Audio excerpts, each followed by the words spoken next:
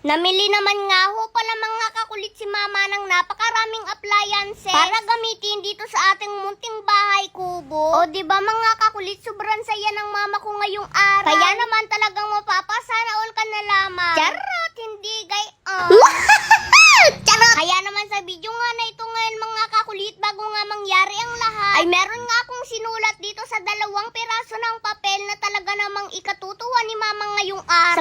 Sapagkat ang isa nga sa nakasulat dito mga kakulit ay ang bagay na matagal nang pinapangarap ni mama. Mama, meron akong 2 papel dito. At dito sa 2 papel na to, merong nakasulat dito. At alam ko mama, na ang isa dito sa papel na nakasulat dito ay matagal mo na talagang pinapangarap at hindi mo na nararanasan. Ano kaya yun? So ngayon mama, gumawa ako ng paraan para maranasan mo ulit yon. At nasa iyo na yun mama, kung matsatsambahan mo ngayon. Kung ano mama yung mapili mo, yun na talaga yun ha. Sige. At alam ko mama na ang isa dito ay matagal mo na talagang pinapangarap. Kaya naman mama, galingan mo para matsambahan mo. Oh, game, pili na ikaw. Ito kaya Alin yun? kaya? Ito kaya yun? Ito? Sigurado ka na mama?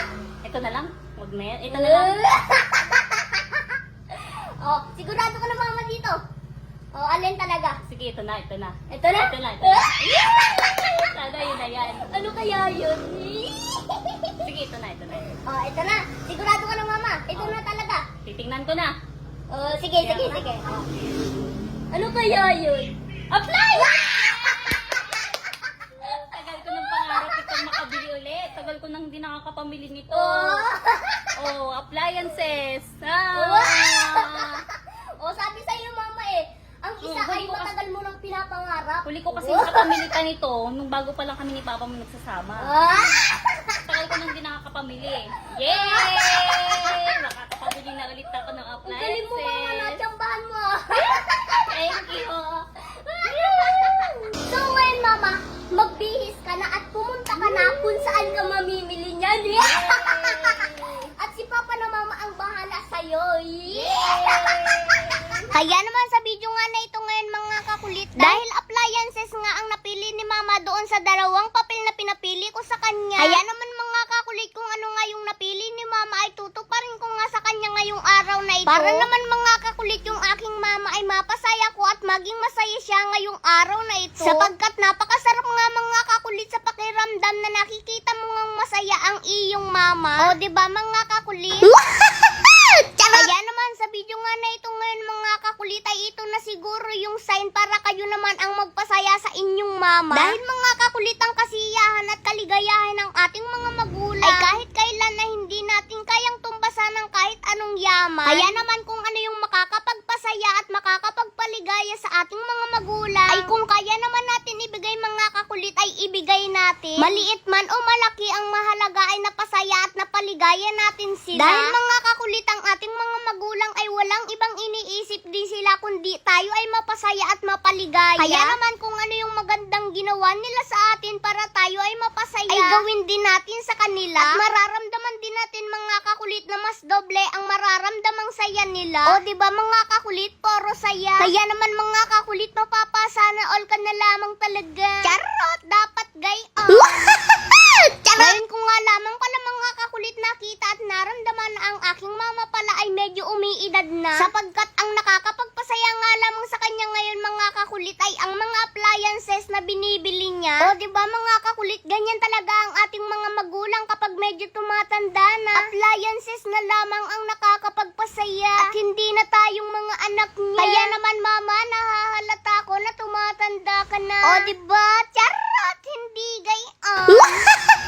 Charot! Sobrang nga rin akong natutuwa mga kakulit ngayong araw na ito. Sapagkat yung mga ginagamit nga namin dito sa ating munting bahay kubo na mga appliances ay mapapalitan na ng mga bago. Sapagkat yung mga ginagamit nga namin dito mga kakulit ay yung aming mga pinaglumaan. Pero dahil napakaganda nga nitong ating munting bahay kubo, kaya naman dapat ay napakaganda rin ang mga appliances natin dito. O diba mga kakulit? Yung isang bagay na matagal nang pinapangarap ni mama ay natupad na ngayon. At dahil natupad na nga, kaya naman bago na ang ating mga appliances dito sa ating munting bahay kubo. O diba? Kaya naman mapapasana all ka na lamang talaga.